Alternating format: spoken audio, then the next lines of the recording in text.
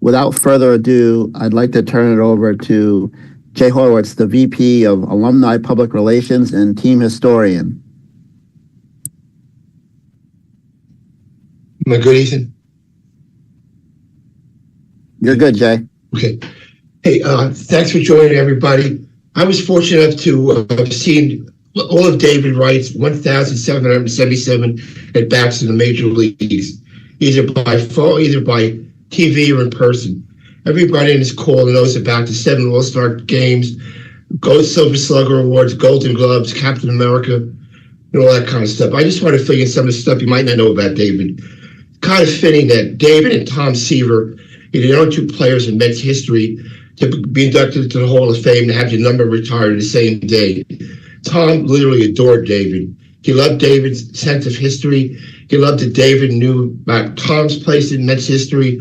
And in 2013, when Tom threw out the first ball at the All-Star game in Citi, Tom was thrilled that David caught the pitch. So it's only fitting that happened. When David Wright started his own foundation, was 24 years old. Really, who does that? The first year of the foundation, he helped redecorate a room for cancer kids at a Ronald McDonald House. In the last couple of decades, he's raised over $1 million for a local hospital in his hometown of Norfolk. David, the name is so long, I can't remember it. All I know is the largest children's hospital in the state of Virginia. Let's go with that. Whether there was a calamity in New York or the country, David was always there for us. Katrina, Sandy, a fireman was killed, a policeman was killed. To visit a cancer kid at a hospital, the only caveat was no publicity allowed. It was just between David and the people involved. The other thing too about David, the man has no ego. Just to give you 2 quick examples. In the summer of 2015, when he was away from the team most of the year because of spinal stenosis, he rejoiced in Philadelphia. He was a little bit worried about how the team would receive him. The team was playing well. So he came up with the idea of, we're coming back on a road trip. He greeted us at a hotel in Philly in full uniform, handing out warm chocolate chip cookies in full contact. I probably ate 4 of them. And lastly, this probably typifies David more than anything. His full-time job now is coaching his 3 kids in soccer and baseball games. One particular, we went up to the plate, exchanging lineup cards. The woman on the other side says, well, this is my 4th year of coaching. We have 14 All-Stars. I'm doing this. Do you have any involvement in baseball at all? David's response was, I dabble a little bit. Guys and ladies, that typifies what David Wright's about. I'll turn it back to Mr. Wilson. And with that, we'll turn it over for David's opening remarks. Thank you, guys. Jay and Ethan, I mean this from the bottom of my heart. Like, there's no way that I develop into would like to think the person that I am without both of your guidance. So I appreciate the kind words. A lot of it is probably not deserved, but thank you very much for the introduction. But more importantly, thank you for your friendship and thank you for the guidance along the way. With that being said, I married a Southern California girl. So I'd just like to take a moment to send some thoughts and prayers out to the victims of these wildfires. It hits kind of close to home.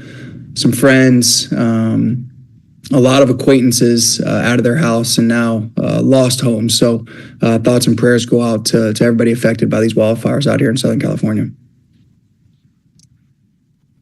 And with that, we'll open it up for questions and answers. If you have a question, please use the raise your hand feature at the bottom of your screen. With that, we'll start with Bill Ladson.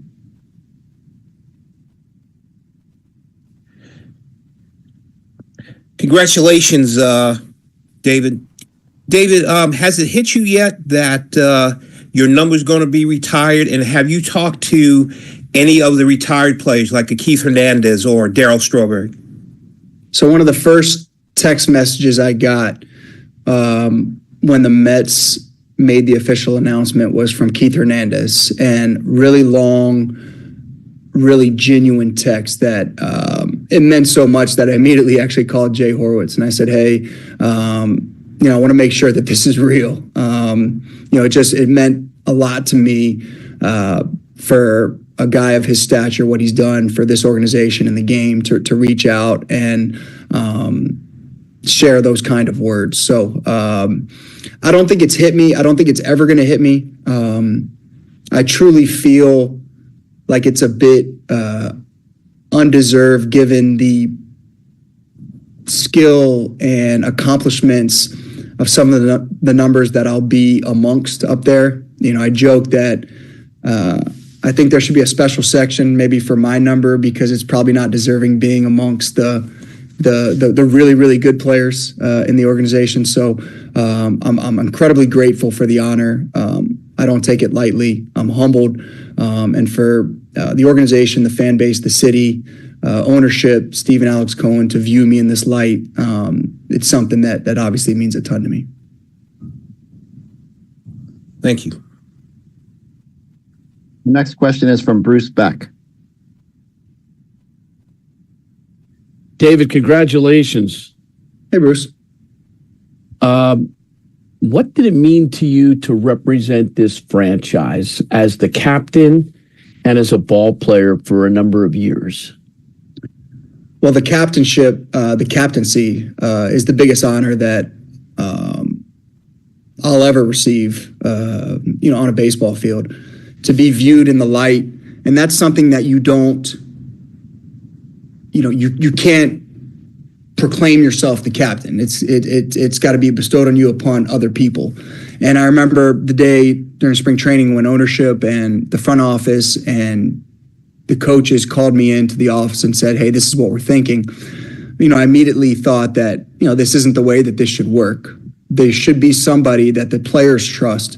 And I don't care if it's a guy that has 20 years experience or a guy that's a rookie, that they should go talk to these guys and make sure that this is the way that they view me, because that was the most important thing, is that, I didn't want to be this self-proclaimed leader, captain of this team. I wanted to be viewed in that light by other people. And hopefully that's, that was the case. But, I think going back, and I hate to be long-winded about this, but I grew up right outside Norfolk, Virginia. Our AAA team was in Norfolk forever. My father was a police officer in Norfolk, Virginia, and a lot of his friends were off-duty police that would do security for the Norfolk Tides. So we'd go to the games with my 3 younger brothers and my dad, and he would know some of the off-duty police that are helping out with security. So I would get autographs or foul balls or pictures taken, and I found it was the biggest thrill for me to then turn on the TV a week later and see the guys that I took a picture with or got an autograph now playing for the New York Mets. So, just incredibly crazy that I'm drafted by my favorite team, our AAA teams in my hometown. I'm developed by some of my favorite players, my dad's favorite players growing up, whether it's Hojo or Gary Carter or, Tim Tuffle, Straw's around, Doc's around, Keith's around. It's crazy, the coincidence, and then to spend my entire career with the Mets.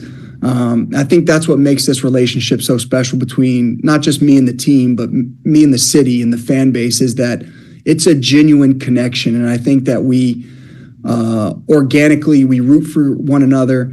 I'd have a tough game, and the next day walking to get coffee or a sandwich, I'd have 1,000 hitting coaches telling me what I'm doing wrong, or a pat on the back saying, "Hey, you're going to get him tonight." So I think that's what made this relationship so special, is that, and I said it in the release to Ethan, that every night it felt like I had 40,000 friends and family that were genuinely rooting for me to succeed in the stands.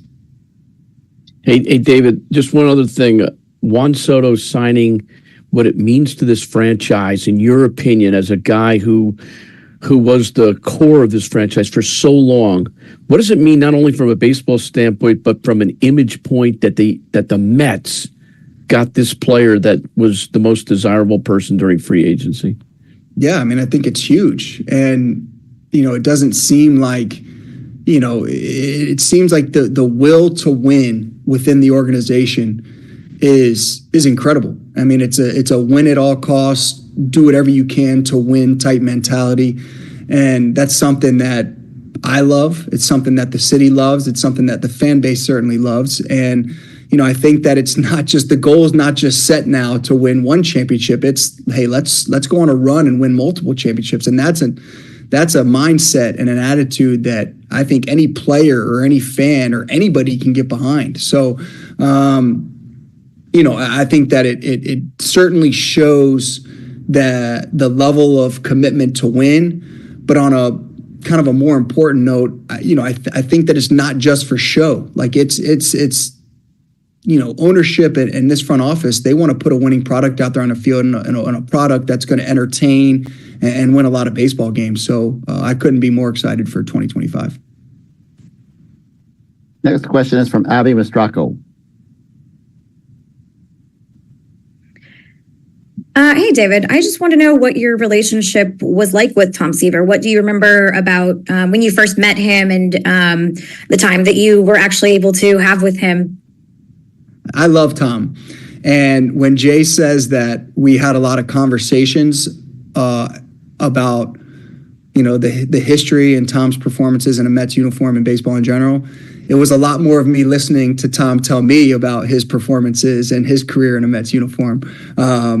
And that's the type of, and I could give him, a little crap about it, and we'd go back and forth. And I had an unbelievable relationship. And one of my biggest regrets to this day is every year he invited me to his vineyard up in Northern California he told me to bring my boots because he was going to put me to work. But as a reward, he said that we'd drink some wine together and have dinner. And I never took him up on that offer. And to this day, I wish I would have taken him up on that offer, because every time he was around, he'd pull me aside no matter what was happening, like in the middle of a stretch, before a game, didn't matter. Like, I'd be talking to the media and he'd say, "Come here, kid." And we'd go and we'd sit down and we'd have a conversation about a little bit about baseball, but a lot about away from the field. What are you doing to, counterbalance the good games and the bad games? Like, what are you doing to take your mind away from it after you leave the field? And it was so cool to sit down with him and have those conversations. And I truly mean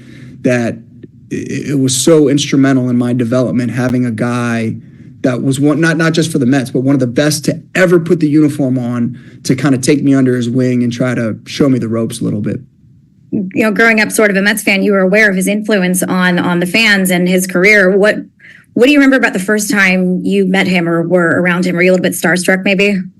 Well, I'm not quite that old. I'm getting there. I feel that old, but I obviously know about Tom just through the lore and the storytelling, and going back and looking at it, again, one of the best to ever do it.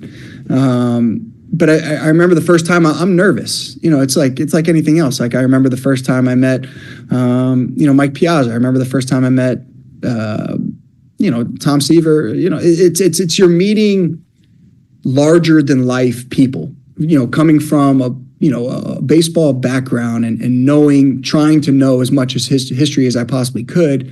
When you shake the hands of the game's giants, you can't help but to feel a little overwhelmed and a little, obviously excited but nervous, because these are the monsters and the giants of this game. And just to be able to have a small conversation with these guys goes a long way for at least for me as a young player. Next question is from Laura Albanese. Hey, David, I just with the benefit of hindsight and time, what are you most proud of about your on the field accomplishments? And has that perspective changed at all since your retirement? That's a great question. I mean, I would say that the thing that I'm most proud of, aside from getting a chance to start my career and end my career with the Mets, I think would just be the blue collar mentality that my mom and my dad instilled in me at such a young age. Father was a police officer, as I mentioned. My mother drove our school bus as an elementary school and became a teacher's assistant at the elementary school.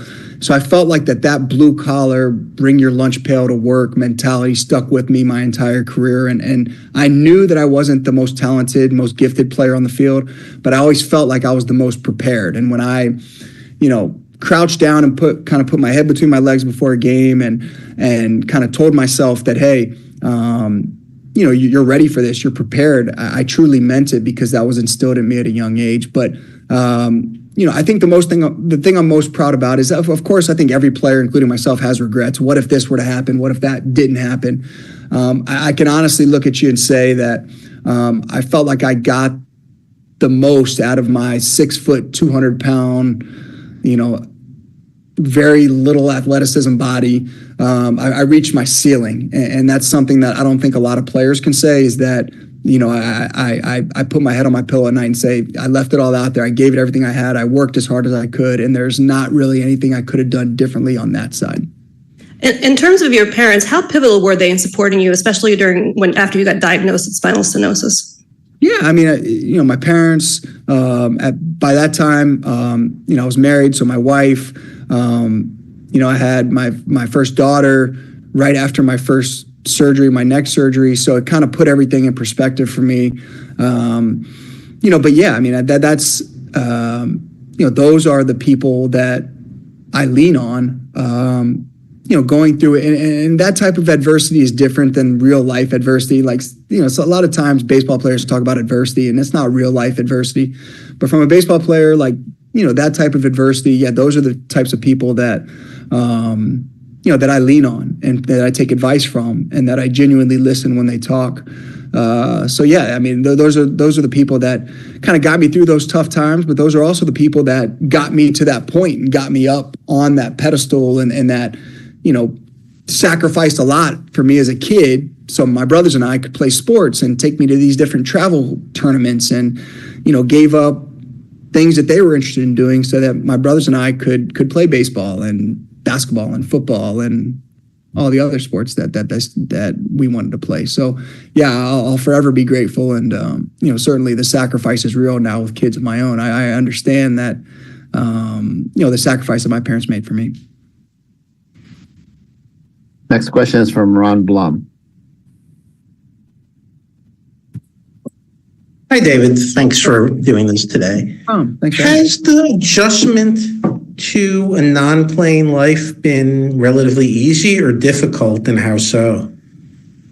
I think that answer is twofold. I think the first thing, it's been easy because I physically just couldn't do it anymore. It'd been different if I, felt like there was something left in the tank that I had to offer, and I think I was completely out of fuel. Physically I just couldn't do it anymore. But there's a lot of things that I certainly miss about the game, and it's not just the camaraderie that everybody says. It's preparing. It's grabbing 25 guys and pulling that rope in the same direction and trying to accomplish the same goal. It's the mindset of being in. You're coming in the clubhouse after a tough loss and trying to motivate and spark the team for the next day. It's coming back from a great win and hearing the music blast and high-fiving and celebrating it. There's a lot of things that I miss.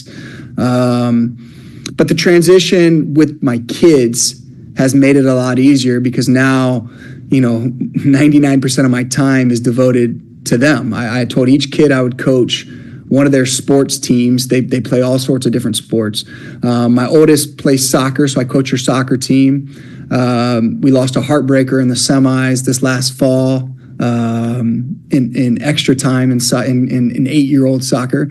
My middle plays a lot of sports, but I coach her softball team, and then my youngest just started playing baseball, so I coach his baseball team. So that keeps me plenty of busy, and the Mets have been gracious enough to have me back here and there. I'll be back for spring training for a couple days. I do one of my favorite events of the year is the Battle of the Badges game, where the NYPD takes on the FDNY in a charity baseball game. So that's the kind of stuff that it keeps me involved at an arm's length that I love coming back to do, but it's certainly made the transition easier. How old are each of the kids now?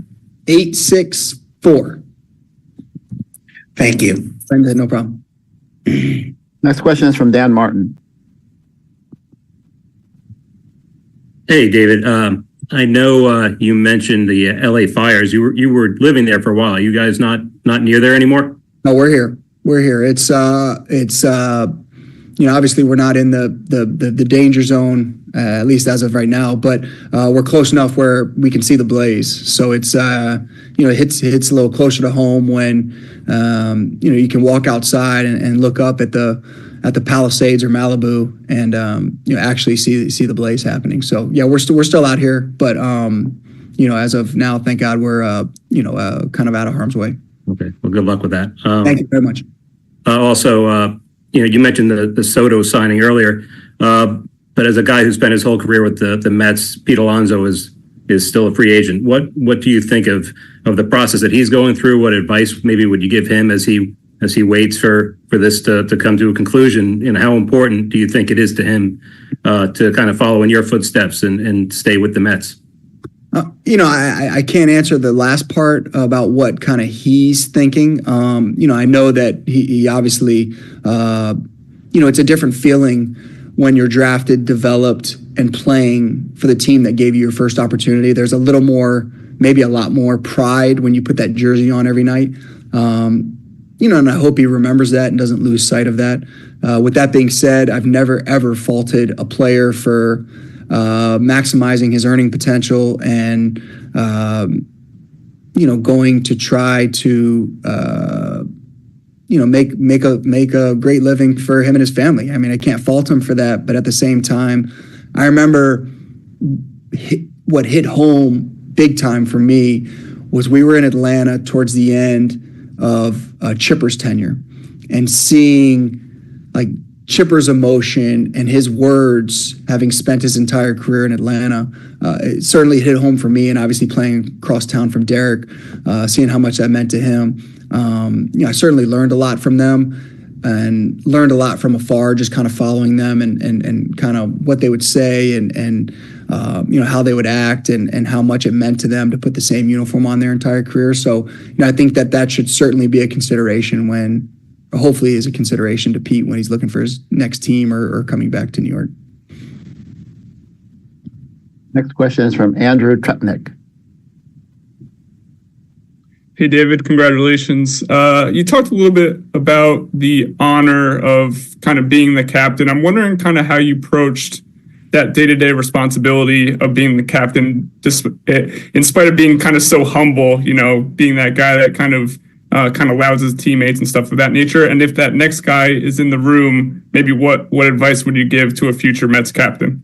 Well, it's funny because I got a text from Al Leiter this morning, and it just brought back some memories of when I got caught up on an incredibly veteran team, whether it was Al or Johnny Franco or Piazza or Cliff Floyd, Joe McEwing, Mike Cameron. So I got the opportunity to learn from them and kind of apply that, not just to my game on the field, but the things I liked about their leadership skills. And I've never been the most loud or yelling and screaming type guy. So I wasn't going to change that just because I was named captain. I wanted to do the things that got me to that point. And, I remember somebody telling me one time, giving me some advice that, when you do speak, you want guys to listen and it not to be just in one ear out the other. It's like the typical, David's going, having another team meeting. I wonder what kind of nonsense he's going to say today. So I tried to keep the rah-rah kind of yelling and screaming or team meeting stuff to a minimum. But when we did have them, I wanted the players and my teammates to feel like it was an important thing and that they were just as much involved as I was. It wasn't me standing up and yelling and screaming and fist pumping. It was, I wanted it to be a conversation. So, and each player is different. Like I tried to go up to each player every day and just have a small conversation with them, whether it was about their kids or their girlfriend or, how their apartment in New York was or what they had. Have they found any new good restaurants in here? So I tried to find each guy every day and go pat him on the back and just have a couple-minute conversation just to know what makes them tick or how I can lead them better. So I think that was important for me is each year starting in spring training, learning the guys and kind of learning what motivates them, what doesn't motivate them, and just a little background so that when you're playing alongside them, you know what's meaningful to them and what's not. Next question is from Joe Masseri. Hey, David, congratulations again. I think it's interesting because you kind of got to know when your last game was going to be. You had your daughter throw out that first pitch to you. Kind of two parts here. First thing is, what for you is it going to be like to share this experience with your kids who, at least your older kids, seem like will probably remember this and get to see you out there on the field? Oh, all the kids are going to remember this. They've been talking about it since I got the call from Steve and Alex Cohen. So they're really, really, really excited. My oldest, who threw out the first pitch before my last game, thinks that she's like some sort of pseudo celebrity because she did get to throw out the first pitch.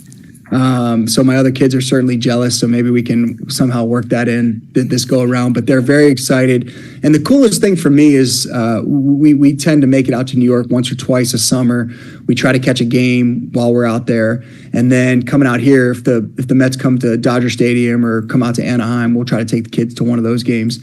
And it's really funny, and it's like I enjoy the look in their eyes when they see Francisco Lindor or Brandon Nimmo come over and say hello in full uniform, and they look at me and they're like, "Daddy, you used to do that?" And it's like, yeah, believe it or not, I used to do that, and see the look on their eyes. So it's really fulfilling for me to be able to share this with, obviously my family, in particular my kids, so that they can kind of see at one point in time your dad wasn't the dorky, goofy dad, and he was actually like not semi-cool, but I guess, I'll call it semi-cool. And a similar vein there, just kind of like putting some perspective on that.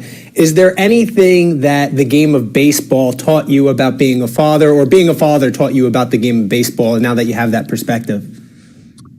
I think something I'm still working on is patience. That's my New Year's resolution is I'm very impatient when I played, and I'm very impatient a lot of times with my kids. So I think that that's something I'm still working on, that I wish I had more patience, whether it's, with teammates at times, up at the plate. I think patience can go a long way in the game, and certainly with my kids, I wish I had a little bit more of it. So I'm still working on that. Next question is from Jen Williams.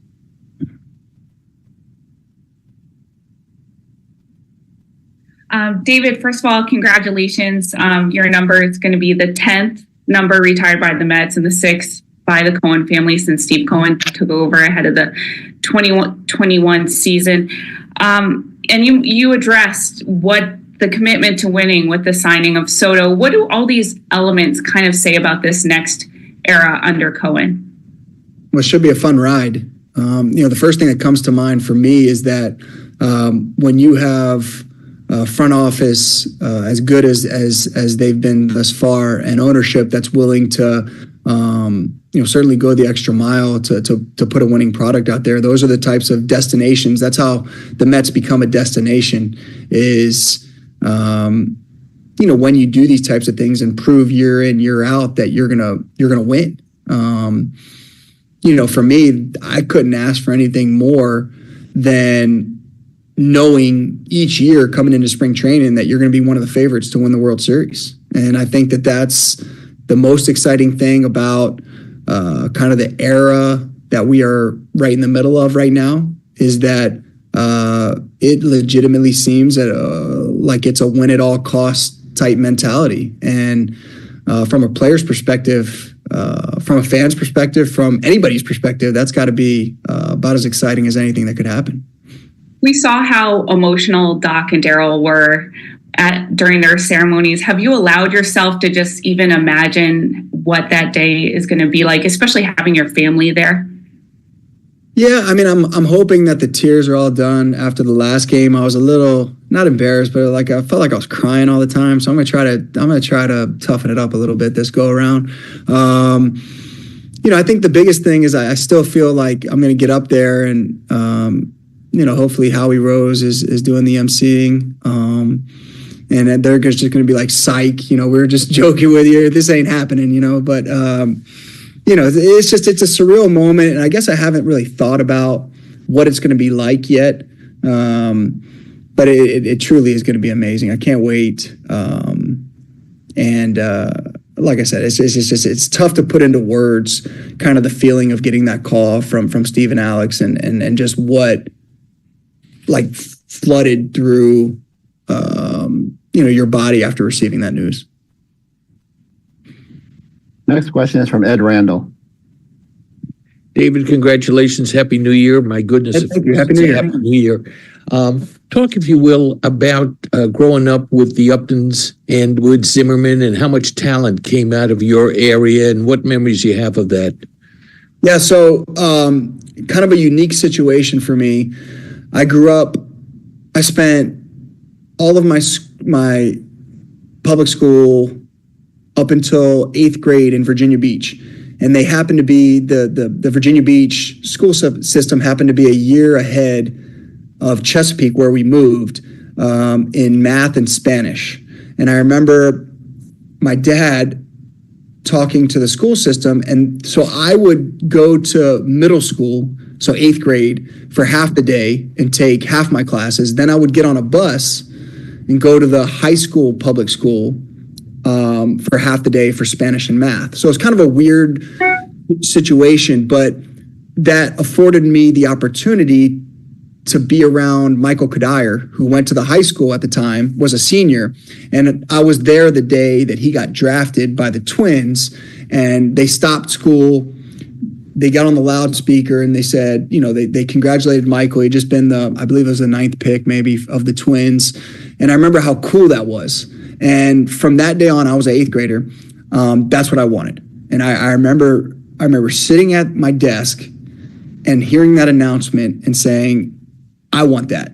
I want to be that. And it pushed and motivated me from that day forward to try to accomplish that.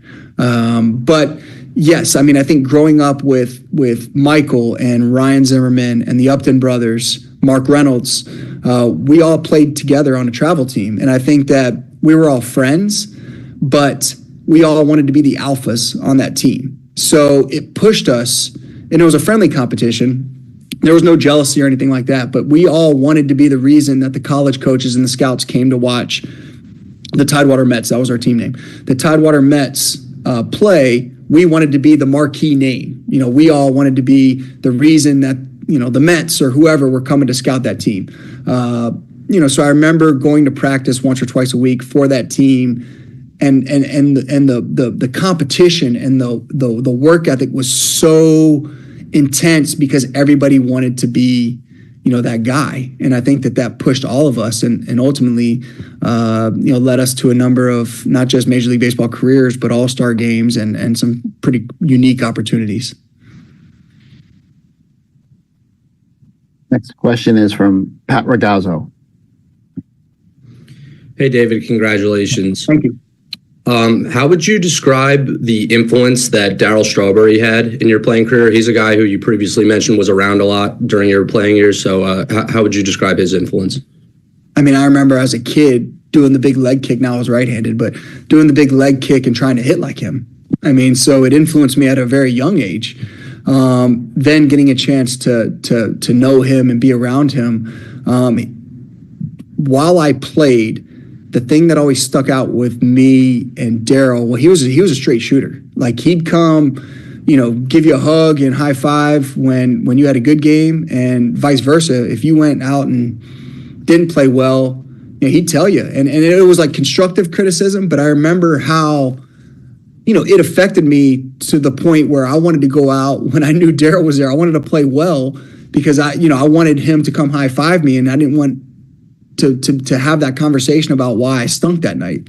So it was cool having him around because of my Mets fandom, and, you know, I tried to emulate his batting stance as a kid, but also because he was a straight shooter with me, and he'd kind of tell me what he saw from an evaluation standpoint of what I did well and what I didn't do so well, and that was always important to me. Next question is from Jerry Beach. Hey, David. I was curious. You know, it's been almost 7 years since your finale. I wondered, you know, in retrospect, what it meant to you, be able to play that one more time and kind of put the period at the end of the sentence, even if it wasn't what you probably would have envisioned. You know, the last game being like, what it means to you to be able to go on your own terms in some way. Yeah, I mean, I'll forever be grateful. I felt like I've said forever grateful quite a bit today, but I'll forever be grateful for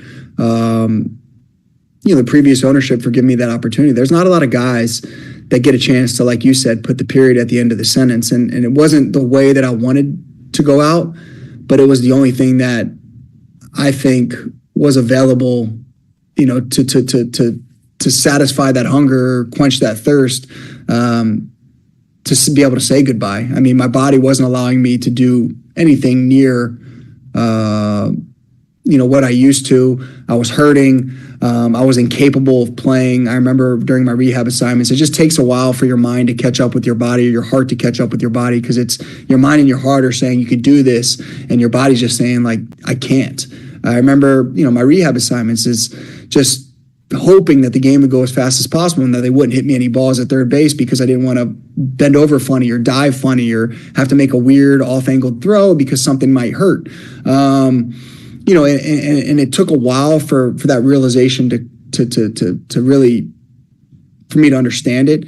But when it did, the opportunity for one last game to be able to say thank you to the city, thank you to the fan base, thank you to the organization for the relationship that we've had over these last 15 years was the utmost important to me. And it wasn't a selfish, like, I need this for me thing. Like, it was great because, my daughter got to see me play in a big league game for the first time. I got a chance to, check off some things that a lot of players don't get a chance to do.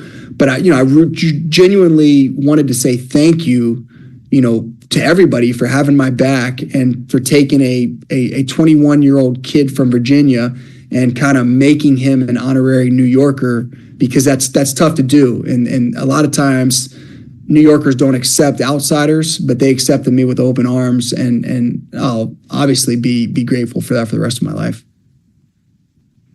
Next question is from Grace McCarran.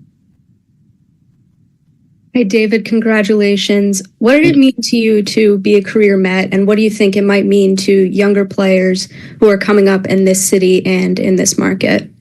Yeah, I mean, it's a great question. And I wish that there was more loyalty. And when I say loyalty, it works both ways. I wish that, like, we genuinely, like, some of the best times, like regular season games that I loved were against Philadelphia. And it was because the proximity of the cities and the fan bases and stuff, but it was also because, you had Jose and I, for years battling Chase and Ryan and Shane and Jimmy and all those, Cole and all those guys over there. So, I think that the game could use more of that.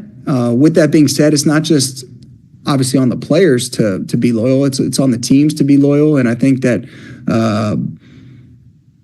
selfishly, I'd like to see more rivalries. And I think in order to have rivalries, you need guys that are there for, a number of years. So I'd like to see more of that. I'm glad that I did that, because, again, losing in a Mets uniform for me was devastating, but winning in a Mets uniform for me was sweeter than anything else that I could possibly imagine, because of the trials and tribulations and having gone through everything, and being a Met for life just meant more to me than, kind of a mercenary type player. But again, nothing wrong with that. But I think that I enjoyed those rivalries because of the guys that were there for greater lengths of period, I guess. Greater periods. I don't know. Mark Healy is next. Hey, David, congratulations. Thank you. Good to see you. I started writing about the Mets when you got drafted in 2001. So, I followed your career the whole time. And I remember when I was interviewing Jim Duquette for the chapter in my book on you, that whole incident where all of a sudden your average had dripped, your power numbers had dripped in Norfolk. So Jim had to take a trip to see what's wrong with David. And it turned out that you were working way too much in batting practice to impress the home fans. So, and the other thing is, you and Jose came up at a time when the websites, all the fan websites, had started to kind of grow, right? 2001, 2002. And so there was a lot of extra pressure on both you and Jose when you made your debuts. Did you feel that? Like, did you feel that pressure when you made your debut, that now all these younger fans, in addition to the people that read the newspapers, were now, expecting David Wright to be a great player? Well, let me correct one thing is that if Jim Duquette had a problem with my AAA numbers, he should recheck the numbers because they're about as good as you could get. But single A is what you're referring to. So yes, you're 100% correct. It was pointed out to me, I got off to a really good start at the time it was high A ball St. Lucie.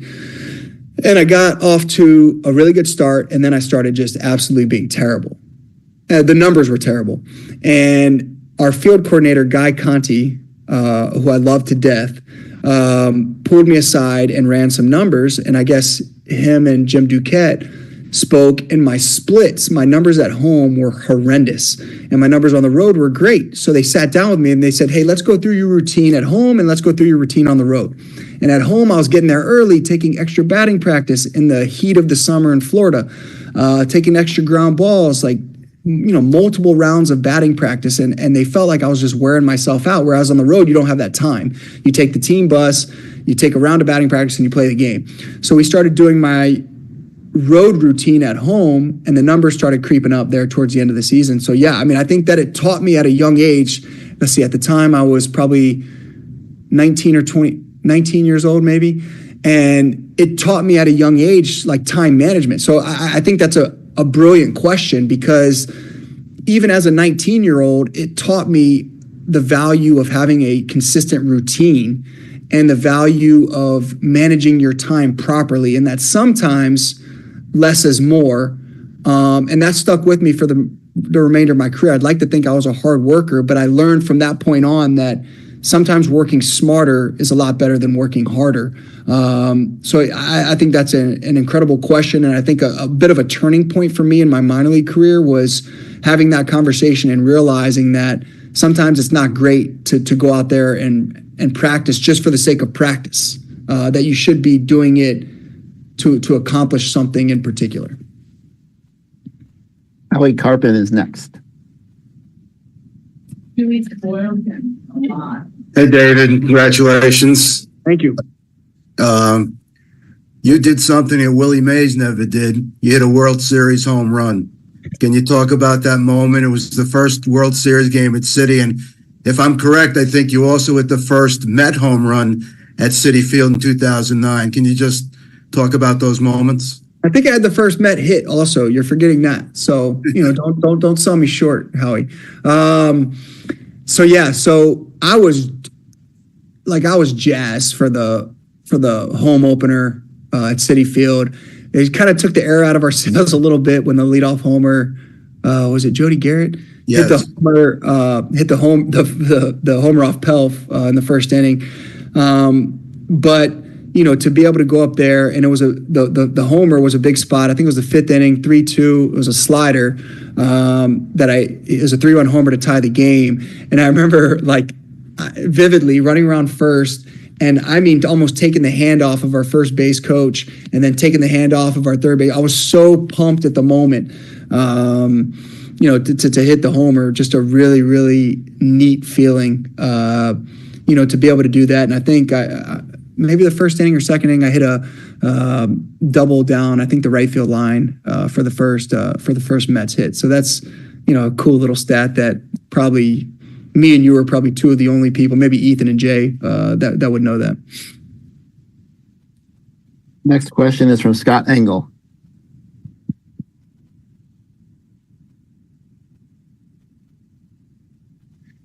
Hey, David. Great to see you. Congratulations. And just wanted to know, you're known as a guy who's just very giving with his time to the fans and the media. There's a lot of pressure in New York to live up to being sort of, that type of person that everybody wants to model themselves after. Can you speak to just, how you came up and, became the person that you were, that was just very giving with the fans and the media and everybody you came into contact with? Well, I think, thank you for the compliment. I think a lot of it has to do with my background with my parents, trying to be as gracious, but also as accountable as you could, and I also learned at a young age with the help of Ethan and Shannon Ford and Jay, that accountability is a great quality to have in New York.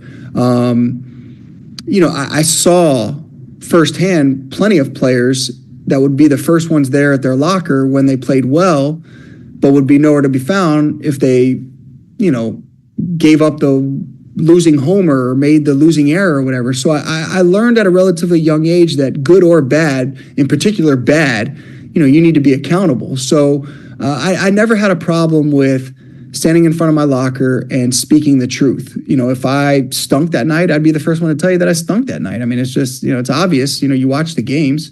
So I think that mindset, that simple mindset, stuck with me my entire career.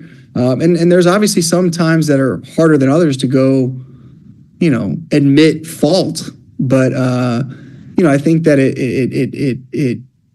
it allows not just the media, but the fan base to see the human side that, we're not robots out there. Like, I'm not going to make every play. I'm not going to get a hit every time up, that there's going to be struggles, and how you deal with those struggles, I think, is almost just as important as, one of the biggest, pieces of advice I could give to young players is, learning to deal with failure and how you come out the other side of that. So, I think it was very important, to be held accountable, to be a spokesperson when things weren't going so well.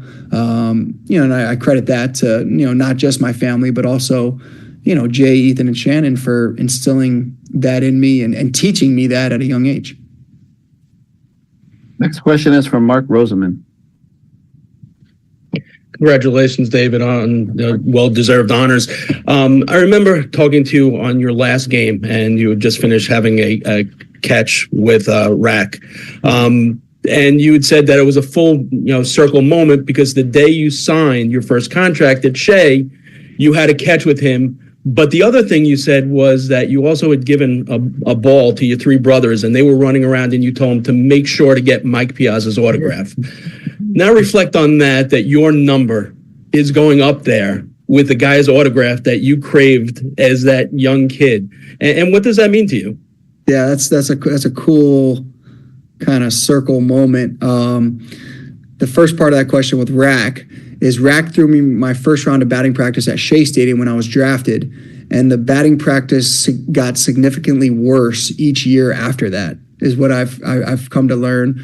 But Rack has survived and outlasted all of, at least me, for sure. He's still going at it and doing great. But the batting practice went downhill quick after I became a regular player up there in New York. But yeah, it's a really neat moment. And I mentioned it before. I was texting with Al Leiter before this, and it was cool when I would have been 18. So it would have been 18, 15, 12, 9 when we went to New York.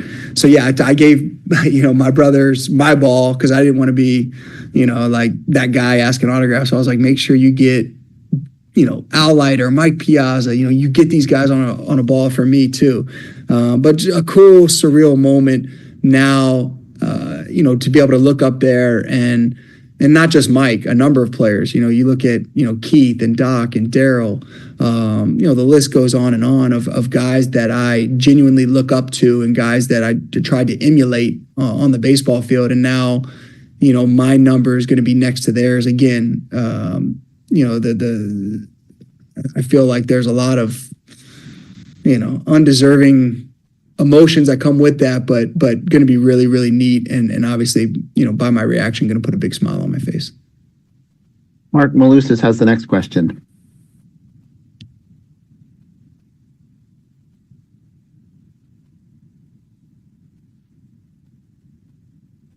Hey, David, do you hear me? I'm sorry. Congratulations. Yeah, gotcha. No problem. There you go.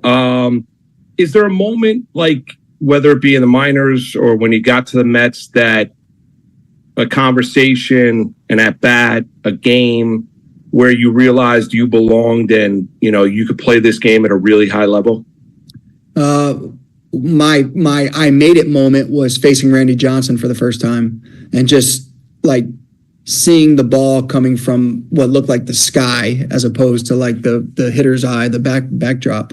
My moment that comes to mind where it's like I can do this and I can do this at a high level would be when I faced Mariano. Like the emotions are high for the Subway Series to begin with, and then to deliver a walk-off hit against one of the best to ever do it was kind of a moment for me that solidified that, hey, this isn't a fluke. Like I can do this.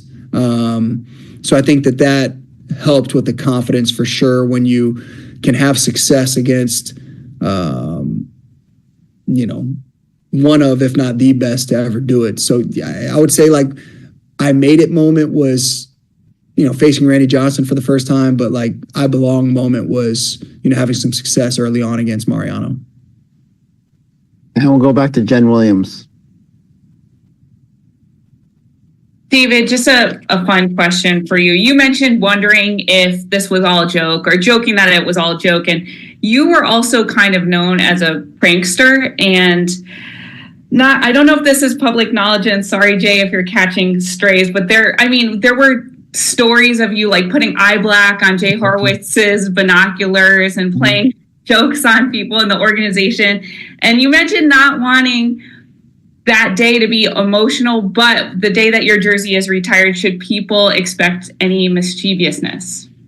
Well, that would be the ultimate prank, and it would be deserved if they like pulled the rug out from under me in the middle of the ceremony. That would be the ultimate, and there'd be, I'd have some harsh words for Jay and Ethan and the rest of the crew behind this. But it's funny. Like the quick funny story is that so like every once in a while, Jay would use binoculars from the press box, and he'd always come down to the clubhouse a couple innings before the game ended to kind of get everything ready. And Terry Collins, who I love, could be a little fiery in his post-game press conferences. Well, we were winning, and I think I was hurt, and we were winning, and we were up by a lot. And so I was like, today would be a good day to do this was before the game, but I did the eye black thing, and we're up by a lot, so I'm like, this is going to go over great. He's going to walk into the press conference room. Terry's going to be in a good mood because we won. It's going to be fun. He's going to have the raccoon eyes. It's going to be great. So we give up like the lead late, and it's like this like crazy game that we lose, and like Terry's upset. Everybody's upset. Jay, of course, comes walking down with raccoon eyes, and I was like, I can't let this happen. So like I grabbed Jay before he goes into the press conference room because I know Terry would have a heart attack. So I'm like trying to wash his face off of eye blacking, which is tough to get off. So we're trying to get him cleaned up for the press conference, and that vividly sticks out. I try to pick my spots, but that was one of the ones where going through a tough loss, you got to clean it up before Terry could see, because that wouldn't have been a great look. But I'm going to try to keep the shenanigans to a minimum. Most of my victims are now out of the organization, unfortunately, so I don't think it would mean a lot if there wasn't a history behind it. But that's a good point. I'll keep my eyes open for an opportunity for sure. And your final question today, David, comes from someone that probably interviewed more times than anybody else. And that's the one and only Ed Coleman. Oh, boy. I have nothing better to do than to sit around and listen to other retired people. Eddie C., how you doing? Good, David. How are you? Congratulations. Thank you very much. You mentioned at the end how tough it was for you, and 2015, a great year for the team, but a hard year for you because of everything you had to do to come back and be a part of that. But I know your teammates drew an awful lot of inspiration from you that year. The game coming back in Philadelphia, Cubs sweep, Game 3 of the World Series. What did that mean to you to come back and to be a part of that with your teammates that year? Yeah. Well, obviously, like I've said, the most fun I've ever had on a baseball field, but I'm not a huge memorabilia guy or autograph collector, but some of the few things that I have in my office, I have my World Series jersey hanging next to my Team USA jersey, and I have a picture over there with my National League Championship ring mounted with a picture of us celebrating in Wrigley after we swept the Cubs. So, I think that shows just how important that year was, not necessarily for me personally. I got a chance to come back and, experience a lot of the good times on the way up into the playoffs and the postseason. But as an organization and as a city and as a fan base, how much fun that was to be a part of that year. Again, it's just I can't tell you how long I sat there with my World Series uniform on, just looking at that patch on your shoulder or on your arm, and just like going through it. And at that point, again, like the writing was on the wall for me. So I think that maybe I was a little more emotional or a little more, taking time to relish it and appreciate it. But, I remember sitting at my locker and just staring at that patch and smiling and being like, how cool is this that we did it. We made it to the World Series, and we obviously fell short, but, a really, really cool experience, and to be a small part of that. I take a lot of pride in that, obviously, with the decorations in my office, but it really, really meant a lot to me, and kind of capped off for me, a great run, a career in which I accomplished more than I could ever dream of accomplishing, and to be able to cap that off with a World Series appearance was really, really special. Thanks. Congrats. And to share it with you. Yeah, right. Yeah. Congratulations, man. Thanks, Eddie. David, thank you very much for your time today. No problem. As a reminder, tickets are available, Mets.com/tickets, July 19th. And we'll be, there aren't going to be any pranks. We'll see you on July 19th, David. All right. Thanks, Ethan. Thanks, Jay. Thanks, guys.